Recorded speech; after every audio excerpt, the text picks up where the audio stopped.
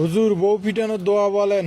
বউকে পিটানোর আগে এই দোয়াটা পড়ে নেবেন, বিসমিল্লাহি আল্লাহুম্মা জান্নিবিনা শাইতানা ওয়া জান্নিবিশ শাইতানা মা রাযাকাতানা। তবে মনে রাখবেন, বউকে পিটানোর লাঠিটা যেন এর চেয়ে বড় না হয়।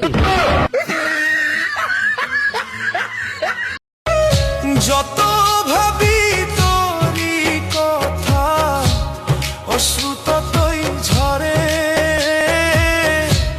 দু চোখের জল শুকাই গেছে, আর তো নাহি পরে। তিলে তিলে না মারিয়া দিয়া যাইতি ফাঁসি।